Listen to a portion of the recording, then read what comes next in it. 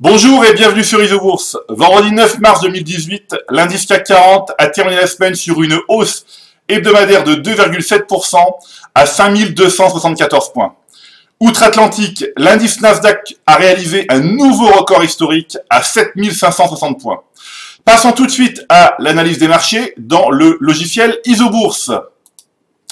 Alors, eh bien, sans exception, tous les indices boursiers européens et nord-américains ont terminé dans le vert cette semaine, la plus forte hausse hebdomadaire revenant à l'indice Nasdaq, avec plus de 4% de hausse cette semaine. Donc, l'indice Nasdaq évolue dans une tendance haussière de moyen terme depuis le croisement haussier des cours de pression Isobourse 5 et 20 mois, validé en août 2016. Depuis le croisement, jamais les courbes ne se sont croisées à la baisse.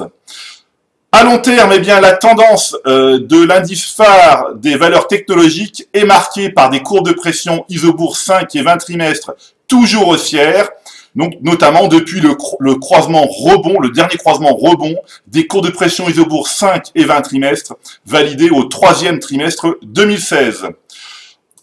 En Europe, eh bien, c'est l'indice italien qui s'est distingué cette semaine avec une hausse de 3,8%. Alors l'indice de la bourse de Milan évolue au sein d'une tendance haussière de moyen terme depuis le croisement haussier des cours de pression Isobourse 5 et 20 mois, validé en février 2017. Alors l'indice FTSE MIB fait partie des rares indices boursiers européens à avoir des courbes de pression mensuelles toujours bien orientées. Eh bien, en comparaison, justement, on va aller jeter un œil ici à l'indice CAC 40. Eh bien, l'indice CAC 40 tente de se sortir d'un mauvais pas, notamment, eh bien, d'un croisement baissier des cours de pression Isobourse 5 et 20 mois. Notons toutefois que la tendance long terme du CAC 40 est toujours en soutien depuis le signal haussier, eh bien, validé au deuxième trimestre de l'année 2013. Alors, à l'instar, eh bien, de l'indice Nasdaq Composite, donc qui a réalisé un nouveau record historique, eh bien, le fonds Martin Morel Impulsion Nasdaq, donc piloté par le logiciel Isobourse, a également réalisé un plus haut historique cette semaine, avec une performance hebdomadaire proche de 5%. Alors, à la clôture de ce vendredi, eh bien, le fonds Martin Morel Impulsion Nasdaq gagne près de 8% depuis le début d'année 2018. Alors, toutes les valeurs du fonds Martin Morel Impulsion Nasdaq ont un point commun, eh bien, notamment des courbes de pression Isobourse 5 et 20 mois, toujours haussières. Alors, je vous propose de jeter un œil ici aux plus fortes hausses cette semaine. La plus forte hausse revient à Wynn Resort, en fait, avec quasiment presque 16% de hausse.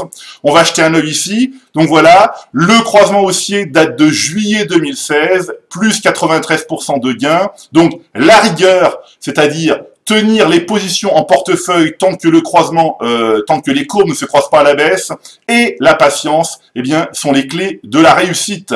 On va continuer ici avec Western Digital, donc le fabricant de disques durs. Ici, un croisement haussier validé en novembre 2016, plus 56% de gains, des courbes qui se sont approchées, mais qui ne se sont jamais croisées. On continue ici avec les semi-conducteurs avec Micron Technology, plus 203% de gains depuis le croisement haussier des cours de pression Isobourse 5 et 20 mois, validé en septembre 2016. On peut continuer ici encore avec Illumina, mars 2017, plus 46% de gains, des courbes toujours positives, voilà. Et puis tiens, on va aller aussi sur une autre valeur des semi-conducteurs, On Semiconductor, voilà, août 2016, plus 146% de gains, des courbes toujours positives. Voilà, on pourrait continuer. Tiens, on va s'intéresser à TripAdvisor. TripAdvisor, pourquoi? Puisque c'est une valeur que nous venons de rentrer en portefeuille début mars 2018. Pourquoi? Parce que la valeur a validé un croisement haussier des cours de pression Isobourse 5 et 20 mois à la fin du mois de février 2018.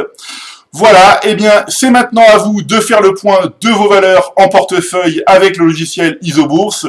Je vous donne rendez-vous pour ma prochaine chronique et d'ici là, eh bien, restez avec nous sur Isobourse.